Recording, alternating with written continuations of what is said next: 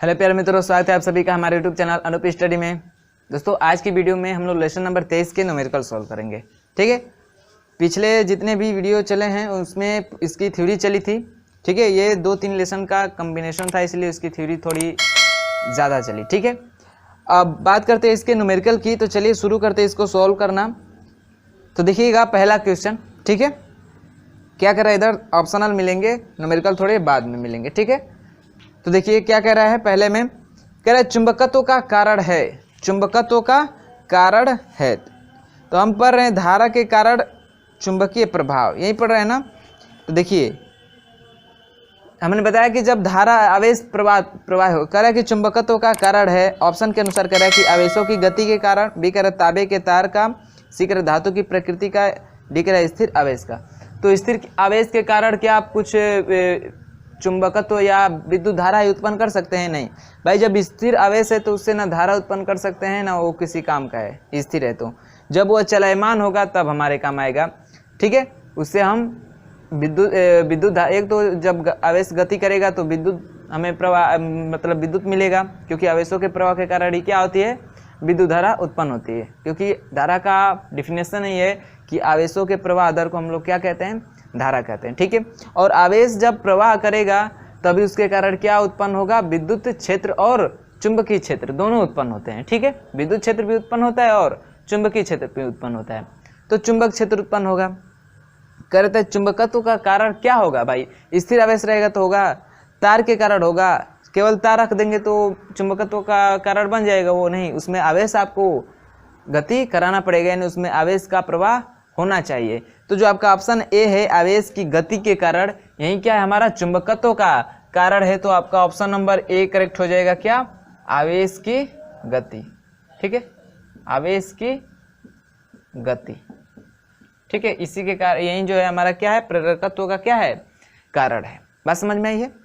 चलिए दूसरा जो क्वेश्चन कर रहा है, यानी इसका ऑप्शन नंबर ए आप लोग क्या कर लीजिएगा, टिक कर लीजिएगा। दूसरे क्वेश्चन में क्या कह रहा है कि एक गतिमान आवेशित कण द्वारा उत्पन्न करता है, यानी एक आवेशित कण उत्पन्न करता है। एक आवेशित कण द्वारा क्या क्या उत्पन्न हो सकता है।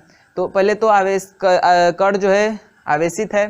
ठीक है, आवेशित कण कर ना, सॉरी, गतिमान आवेशित कण। तो जो आवेशित कण है वो गतिमान है, तो गतिमान है इसका मतलब धारा तो उत्पन्न होगा हमें। ठीक है, यानी विद्युत क्षेत्र, और उसके कारण क्या उत्पन्न होता है, जब विद्युत धारा प्रवाहित होती है, आवेश का गमन होता है, तो उसके कारण क्या होता है, चुंबकीय क्षेत्र भी उत्पन्न होता है। ठीक है, अभी मैंने बताया कि इसके कारण चुंबकीय क्षेत्र और विद्युत क्षेत्र दोनों उत्पन्न होता है। ठीक है, तो इसमें ऑप्शन आपका कौन सा दिया है, केवल चुंबकीय क्षेत्र नहीं, केवल विद्युत क्षेत्र नहीं, चुंबकीय और विद्युत क्षेत्र दोनों, यानी इसका ऑप्शन नंबर सी करेक्ट हो जाएगा। तो दूसरे का ऑप्शन नंबर कौन सा करेक्ट होगा, सी। ठीक है, उसको आप लोग क्या करिए, टिक कर लीजिए। बात समझ में आई होगी। चलिए तीसरा क्वेश्चन की बात करते हैं हम लोग, तीसरे क्वेश्चन की। ठीक है, कह रहा है 1 न्यूटन प्रति एम्पियर इंटू मीटर निम्न में बराबर है, निम्न में बराबर है। तो मैंने आपको बताया था रिवर्स और आगे दोनों चलने के लिए। जैसे मैंने एक गॉस, ठीक है, चुंबकीय क्षेत्र की जो मात्रक था, मात्रक उसके बारे में बताया था कि एक गॉस सीजीएस पद्धति में एक गॉस बराबर कितना होता है, 10⁻⁴ न्यूटन प्रति एम्पियर इंटू मीटर, ये फार्मूला होता है इसका मात्रक। ठीक है, या इसी को हम लोग बोलते हैं क्या, वेबर प्रति मीटर स्क्वायर, वेबर प्रति मीटर स्क्वायर, या यही होता है क्या, या इसी मात्रक को न्यूटन प्रति एम्पियर इंटू मीटर को क्या बोलते हैं, वेबर प्रति मीटर स्क्वायर, या क्या बोलते हैं, या इसको ऑब्लिक में करते हैं। ठीक है, या क्या कहते हैं इसको, टेस्ला, क्या कहते हैं, टेस्ला। ठीक है, तो यही होता है कि एक गॉस बराबर 10⁻⁴ न्यूटन प्रति एम्पियर मीटर, या 10⁻⁴ वेबर प्रति मीटर स्क्वायर, या 10⁻⁴ टेस्ला, ये बराबर होता है। तो ये गॉस बराबर होता है। मैंने कहा था कि जब इधर का किसी का भी मान निकालना हो या एक टेस्ला बराबर निकालना हो तो इसको इधर भेजेंगे। ठीक है, तो इधर इसको इधर भेजेंगे तो ये क्या आ जाएगा, बटा में आ जाएगा, गॉस हो जाएगा, बराबर क्या हो जाएगा, 1 न्यूटन प्रति एम्पियर इंटू मीटर, या क्या हो जाएगा, वेबर प्रति मीटर स्क्वायर या टेस्ला। तो 1 न्यूटन प्रति एम्पियर मीटर बराबर हो जाएगा 1/10⁻⁴ गॉस, या वेबर प्रति मीटर स्क्वायर बराबर कितना हो जाएगा, इतना, या टेस्ला बराबर इतना। तो हमसे पूछा है इसके बारे में, ये वाला हमारी मात्रक यूनिट रखा है। ठीक है, आप में से जो भी रख दे एग्जाम में, आपका जो भी दे दे, एक वेबर प्रति मीटर स्क्वायर दे तभी समझिएगा कि वही मान आएगा। ठीक है, 1 टेस्ला बराबर दे दे तो यही मानेगा। 1 गॉस बराबर आपको पता है 10⁻⁴ होता है। तो जब देखिए 10⁻⁴ है, नीचे है तो इसको ऊपर ले जाएंगे तो क्या आ जाएगा, जो 10 घात है वो पॉजिटिव हो जाएगी।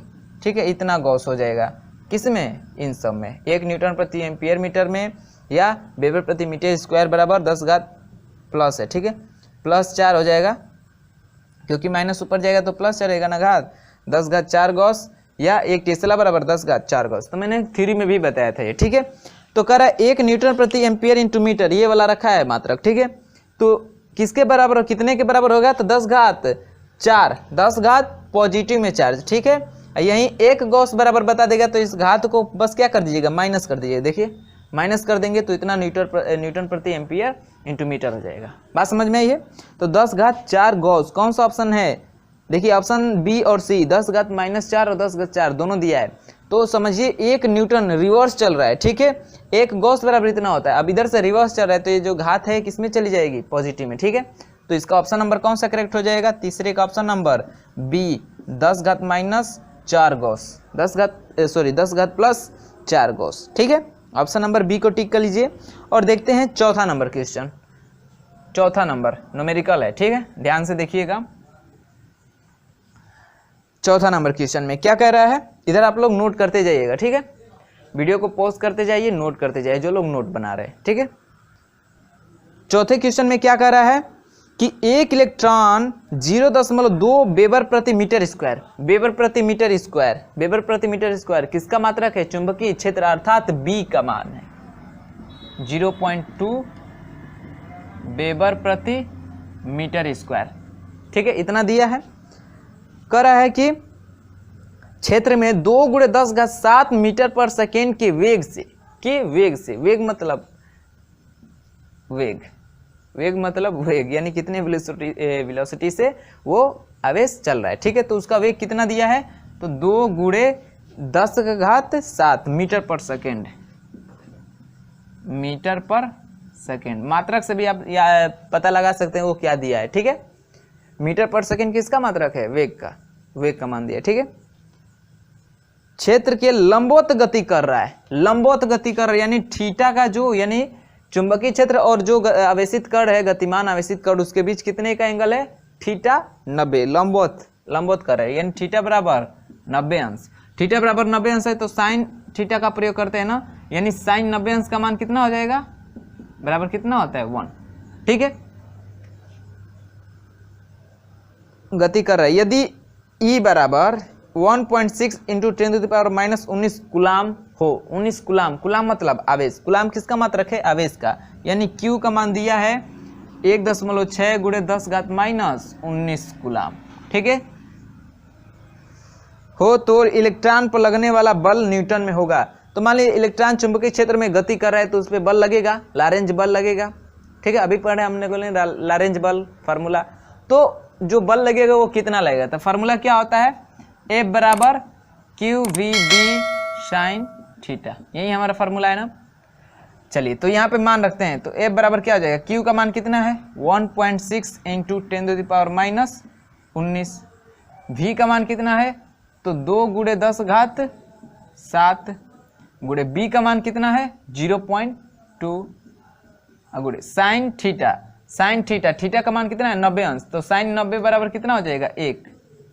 ठीक है, 1। अब इसी का क्या करिए, मल्टीप्लाई कर दीजिए, कैलकुलेशन कर दीजिए तो आ जाएगा आपका आंसर। ठीक है, चलिए इसका गुणा करिए, कितना हो जाएगा, 2 दूना के 4, यानी 0.4 रहेगा। 0.4 का 16 में गुणा करना है। ठीक है, तो 16 चौके 64, 16 चौके 64, 1 दशमलव इसका 1 दशमलव इसका 2 स्थान पर ना, तो यहाँ पे लग जाएगा।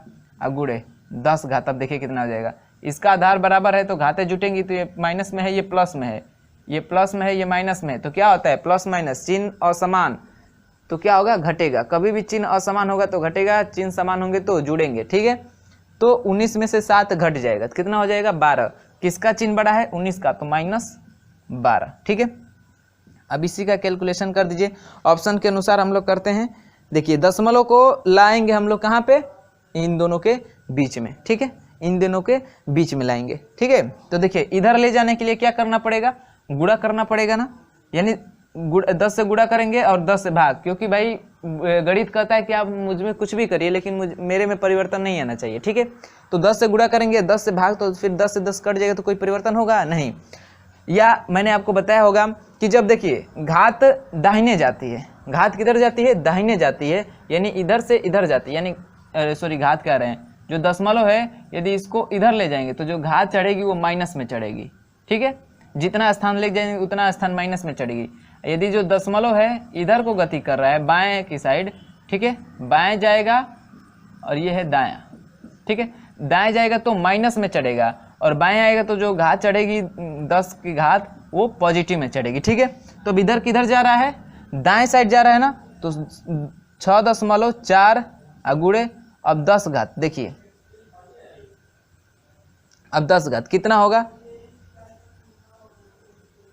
10 घात कितना होगा, अब इधर जा रहा है ना तो माइनस में चढ़ेगी, तो माइनस कितना दशमलव ले गए हैं 1 गुणे 10 घात कितना है -12, यानी ये इसको करेंगे तो कितना हो जाएगा आगे 6.4 गुणे 10 घात -12, माइनस से कितना हो जाएगा -13।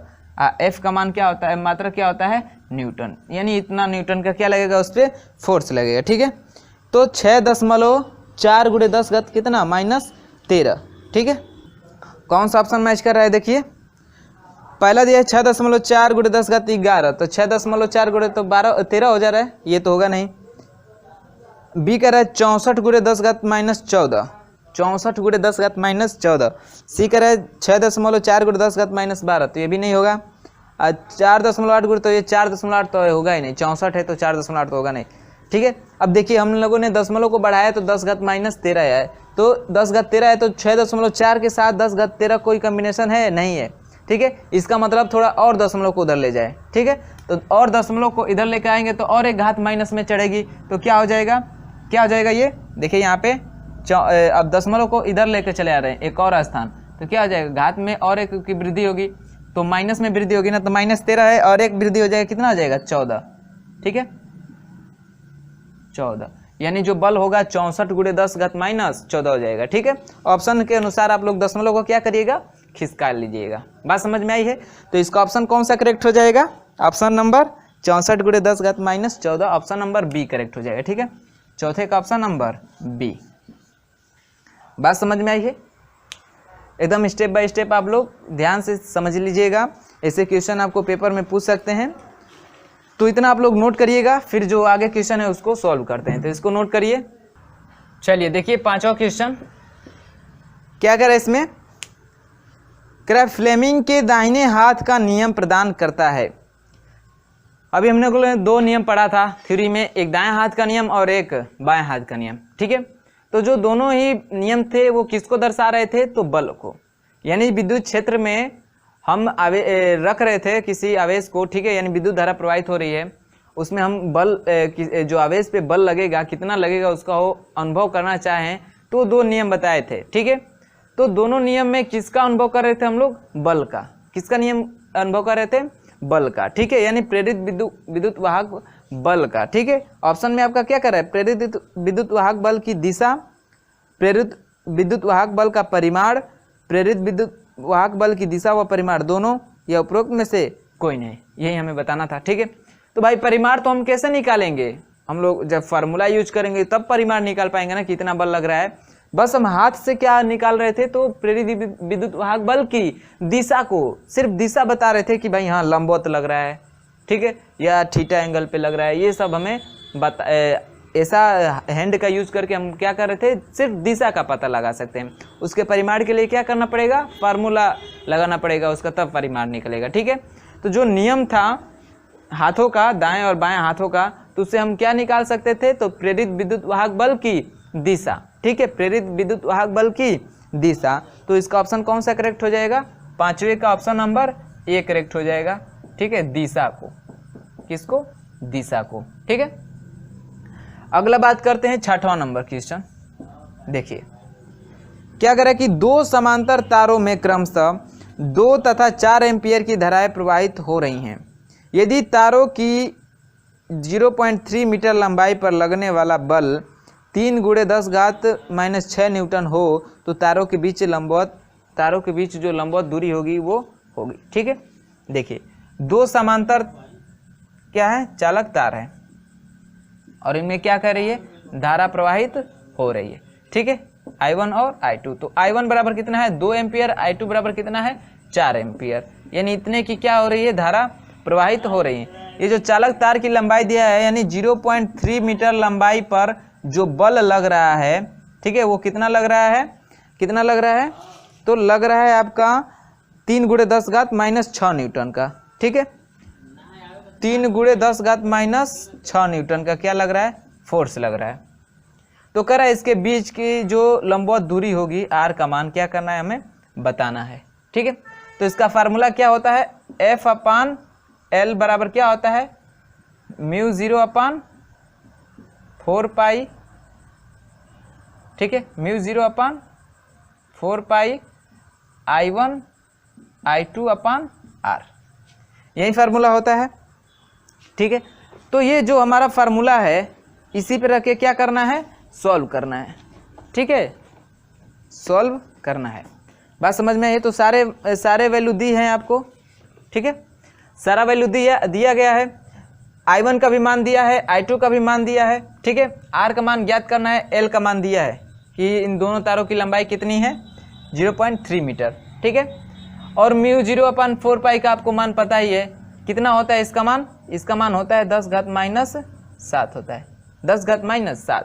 तो हमें किसका मान निकालना है, R का, इसका मान दिया ही है। ठीक है, ये बल का मान।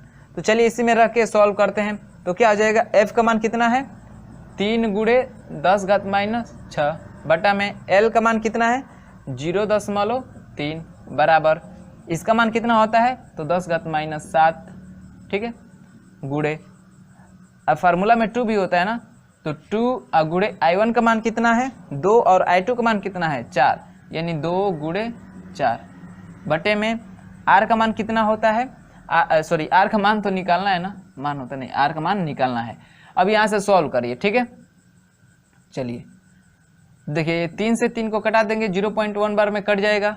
ठीक है, अब क्या करते हैं, तिर्यक गुणा करिए, तो R यहाँ पे आएगा, तो R का मान हमें निकालना है। तो चलिए R से गुणा करेंगे तो 10⁻⁶ में गुणा होगा। ठीक है, अब इसका इन सब में गुणा कर दीजिए, तो R को रहने दीजिए यहीं पे, इसका गुणा करिए तो 2 दूना के 4, 4 चौके 16 × 0.1 गुणे 10⁻⁷ है। अब देखिए 10⁻⁻6 है, R के साथ गुणा में है ना, तो R का मान निकालना है तो ये कहाँ चला आएगा, भाग में चला आएगा। ठीक है, अब यहाँ से करिए 10⁻⁶ से 10⁻�6 तक कट जाएगा, कितना बचेगा -1 बचेगा वहाँ पे। ठीक है, तो R बराबर कितना हो जाएगा, इसका गुणा कर देंगे तो कितना हो जाएगा 1.6 गुणे 10⁻⁻1 है। 10⁻1 का मतलब 10 R से भाग कर दे, मतलब 10⁻1 से नीचे लेकर आएंगे तो क्या हो जाएगा, प्लस में हो जाएगा। अब भाग करेंगे तो क्या होगा, ये दशमलव और इधर खिसक जाएगा, मतलब समझिए 10⁻1 कैसे चढ़ा होगा, ऐसे हुआ होगा। ठीक है, दशमलव यहाँ पे होगा, दशमलव यहाँ पे आया होगा, तो आपको पता है कि जितना अंक इधर जाता है घात माइनस में जाती है, तो दशमलव यहाँ से यहाँ कूद के आया होगा एक स्थान, तो 10⁻- में गई होगी।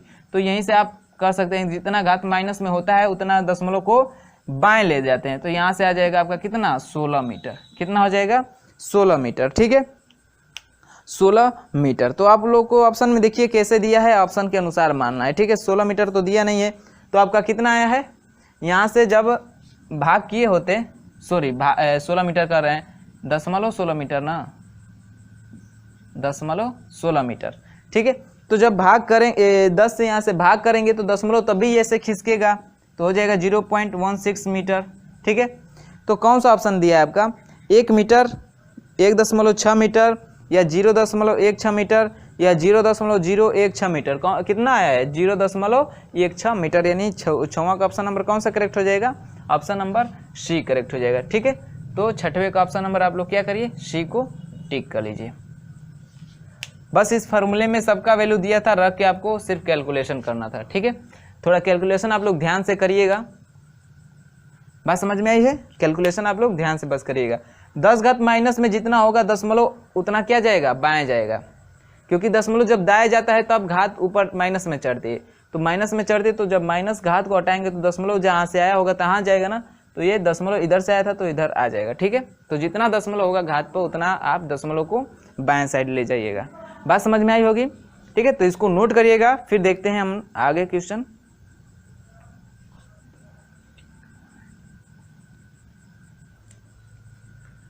चलिए देखते हैं 7वां क्वेश्चन क्या कह रहा है। कह रहा है यदि एक इलेक्ट्रॉन जो पूर्व की ओर चल रहा है, पूर्व दिशा की ओर चल रहा है, कह रहा है उत्तर दिशा में दिष्ट बाह्य विद्युत क्षेत्र से प्रभावित होता है तो इलेक्ट्रॉन पर बल होगा, इलेक्ट्रॉन पे बल होगा। समझिएगा, देखिए ये हमारा दिशा का ऐसे प्लस बनाते हैं ना, तो ये हमारा पूर्व, ये पश्चिम, ये उत्तर और ये दक्षिण, ऐसे होता है। ठीक है, तो कह रहा है कि जो आवेश है वो पूर्व की दिशा में है, यानी ऐसे, ये जो Q का दिशा है वो पूर्व साइड में है। ठीक है, और कह रहा है कि जो उत्तर दिशा में दिष्ट बाह्य चुंबकीय क्षेत्र को प्रभावित होता है। ठीक है, यानी जो चुंबकीय क्षेत्र है वो उत्तर दिशा में है, यानी ऐसे है। ठीक है, उत्तर दिशा में है, तो कह रहा है इस पे लगने वाला बल होगा। तो आप लोग समझिएगा, देखिए मतलब मैं जहाँ पे खड़ा हूँ यहाँ से देखेंगे तो इस साइड पूरब है और इस साइड ब्लैक बोर्ड के साइड क्या है, हमारा उत्तर है। तो कह रहा है जो आवेश है पूर्व साइड में जा रहा है। हम फ्लेमिंग के, ठीक है, हाथ का यूज करेंगे, दाएं हाथ का नियम या बाएं हाथ का नियम, जिसका भी यूज करना हो। ठीक है, तो चलिए हम निकालते हैं उससे। ठीक है, तो देखिए कह रहा है कि जो बल की दिशा निकालना है तो दोनों हाथों से निकाल सकते हैं।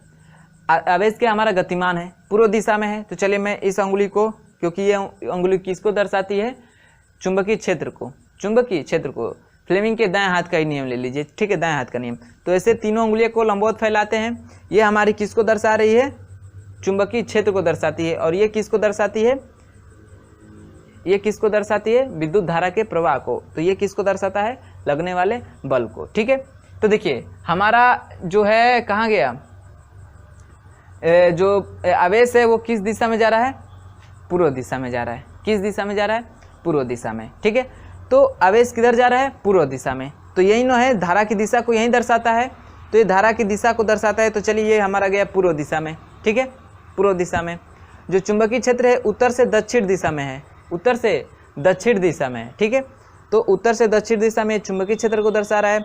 तो लगने वाला बल किधर लग रहा है, देखो तो ये धारा की दिशा, ये चुंबकीय क्षेत्र की दिशा उत्तर से दक्षिण, तो ये अंगूठा किसको दर्शाता है, बल को ना। तो बल किधर लग रहा है, इसके लंबवत ऊपर की तरफ लग रहा है। किधर लग रहा है, लंबवत ऊपर की तरफ। ठीक है, तो इससे हम बता सकते हैं कि जो बल लगेगा वो किस दिशा में लगेगा। तो ऑप्शन में देखिए क्या करें, ऊर्ध्वाधर ऊपर की ओर, बी कह रहा है ऊर्ध्वाधर नीचे की ओर, सी कह रहा है उत्तर की ओर, और डी कह रहा है पूर्व की ओर। तो किधर लग रहा था, ऊपर की ओर लग रहा था ना, यानी ऊर्ध्वाधर ऊपर की ओर। ठीक है, ऊपर फोर्स लग रहा था इसका। ठीक है, ऐसे ऊपर फोर्स लग, समझिए ये सब क्या है, एक दूसरे के लंबवत हैं। ठीक है भाई, ये तो 2D है, 3D तो इस पर हम बना नहीं पाएंगे फिगर। ठीक है, तो ऊपर की ओर लगेगा। किधर लगेगा, ऊपर की ओर, ऊर्ध्वाधर। ठीक है, यानी 90 डिग्री पे, 90 डिग्री पे ऊपर की तरफ लगेगा। ठीक है, तो इसका ऑप्शन कौन सा करेक्ट हो जाएगा, ऊपर की ओर कौन सा है, ऑप्शन नंबर ए, ऊर्ध्वाधर ऊपर की ओर, यानी 7 का ऑप्शन नंबर ए क्या करेंगे आप लोग, टिक कर लीजिए। बात समझ में आई होगी।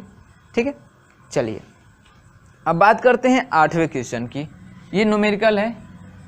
ठीक है, एकदम सेम आपका चौथे क्वेश्चन पे है। कह रहा है एक इलेक्ट्रॉन 2 वेबर प्रति मीटर स्क्वायर तीव्रता वाले चुंबकीय क्षेत्र की दिशा में π/6 कोण पे, वहाँ पे लंबवत जा रहे थे, तो यहाँ π/6 यानी थीटा का मान दिया है π/6। π/6 का मतलब पाई का मान होता है 180/6, कटाएंगे कितना हो जाएगा, 30 अंश। मतलब 30 अंश पे क्या कर रहा है, एंट्री कर रहा है। बी बराबर कितना दिया है, 0.2 वेबर प्रति मीटर स्क्वायर, या इसी को बोलते हैं टेस्ला।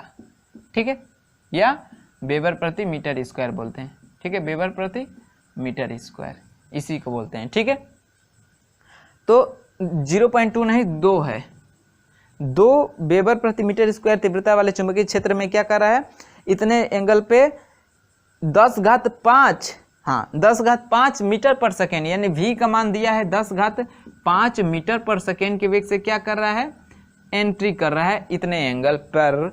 तो कह रहा है कि इलेक्ट्रॉन पर लगने वाला बल होगा, इलेक्ट्रॉन पे, तो आपको पता है एक ई पे कितना होता है, 1.6 × 10⁻⁻19 कूलम का आवेश होता है।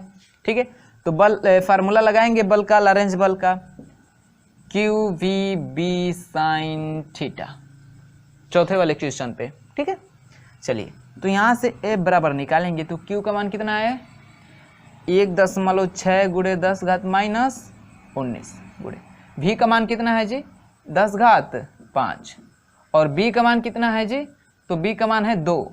ठीक है, अब गुणे साइन थीटा, ठीक है, तो साइन थीटा का मान कितना है 30 अंश, तो हो जाएगा साइन 30 अंश। ठीक है, अब यहाँ से करते हैं सॉल्व, तो F बराबर कितना आ जाएगा 1.6 × 10⁻⁻19 गुणे 10⁵5 गुणे 2 गुणे साइन 30 अंश का मान कितना होता है 1/2, तो 2 से 2 कैंसिल, 2 से 2 कैंसिल। ठीक है, अब इसका क्या करिए कैलकुलेशन कर दीजिए, तो आपका आंसर आ जाएगा। ठीक है, तो 1.6 इंटू अब 10⁻⁻19 है 10⁻+5, ये प्लस में है और ये माइनस में। ठीक है, तो आपको पता है कि प्लस माइनस क्या होता है, यानी चिन्ह समान है असमान है तो घटेगा, तो कितना हो जाएगा F बराबर यहाँ से 1.6 गुणे, अब यहाँ से घट जाएगा ना, तो 10 कितना हो जाएगा 14, और माइनस चिन्ह किसका लगेगा माइनस का, क्योंकि 19 का चिन्ह क्या है, यानी जो बड़ा होता है उसी का चिन्ह लगता है, 19 क्या है बड़ा है, तो हो जाएगा इतना न्यूटन। ठीक है, तो जो बल लगेगा उस पर कितना लगेगा 1.6 × 10⁻14 न्यूटन का। ठीक है, तो ऑप्शन कौन सा करेक्ट हो जाएगा 1.6 × 10⁻14 न्यूटन, आपका ऑप्शन नंबर बी करेक्ट हो जाएगा, ऑप्शन नंबर बी। ठीक है, तो आप लोग ऑप्शन नंबर बी को टिक कर लीजिए और इतना नोट कर लीजिए, चाहे 9 नंबर देख लीजिए, ये ऑप्शनल है। ठीक है, 9 नंबर ऑप्शनल है। कह रहा है कि धारा की दिशा बदलने पर परिनालिका की ध्रुवता पर क्या प्रभाव पड़ता है। ठीक है, परिनालिका की ध्रुवता पर क्या प्रभाव पड़ेगा, यानी जब धारा की दिशा, परिनालिका क्या होता है, तो जो हमारा धारावाही चालक होता है, यानी उसको एक हम ऐसे तो उसको एक ठोस लोहे पर लपेटते हैं तो धारावाही बनता है कुंडली, उसी को हम खोखला कर दें, यानी स्प्रिंग देखें ना, स्प्रिंग टाइप में लपेट दें आप किसी इंसुलेटेड वायर को, कॉपर के वायर को, तो हमारी परिनालिका बन जाती है। ठीक है, तो कह रहे धारा की दिशा बदलने पर परिनालिका की ध्रुवता पर क्या प्रभाव पड़ेगा, उसकी ध्रुवता पर क्या प्रभाव पड़ेगा। ठीक है, तो जब परिनालिका की जो दिशा बदल दे, धारा की, परिनालिका में जो बहने वाली धारा है उसकी दिशा बदल देंगे, तो जो परिनालिका की ध्रुवता है वो क्या हो जाती है, बढ़ जाती है। क्या हो जाती है, बढ़ जाती है, यानी धारा की दिशा के समानुपाती होता है। ठीक है, तो क्या होती है, बढ़ जाता है, उसकी ध्रुवता क्या होता है, बढ़ जाता है।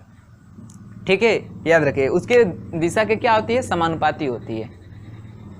चलिएगा, तो जो ध्रुवता है वो दिशा के क्या है, दिशा के क्या है, बदलने पर बढ़ जा रही है। ठीक है, बदलने पर बढ़ जा रही है, तो इसका ऑप्शन कौन सा करेक्ट हो जाएगा, किसमें दिया है बढ़ जाएगी, ऑप्शन नंबर ए में ही दिया है। ठीक है, ऑप्शन नंबर ए में, तो 9 का ऑप्शन नंबर क्या हो जाएगा, ए। आप लोग क्या करिए, सही कर लीजिए, 9 नंबर का ऑप्शन नंबर ए क्या हो जाएगा, करेक्ट हो जाएगा। ठीक है, अब अगला देखते हैं 10 और 11 नंबर। इस वीडियो में 11 तक ही सॉल्व किया जाएगा। ठीक है, तो 2 क्वेश्चन बचे हैं, उसको देख लेते हैं। तो आप लोग इतना नोट कर लीजिएगा, फिर देखते हैं इन दोनों क्वेश्चनों को। ठीक है, एक तो न्यूमेरिकल है और एक ऑप्शनल है इसमें। ठीक है, तो चलिए उसको देखते हैं, इसको नोट कर लीजिएगा आप लोग। चलिए देखते हैं हम लोग 10 नंबर क्वेश्चन क्या कह रहा है। कह रहा है तीव्र गतिमान धनावेशित कण कभी कभी अंतरिक्ष से पृथ्वी की ओर आते हैं, तो पृथ्वी के चुंबकीय क्षेत्र के कारण ये कण विक्षेपित हो जाएंगे।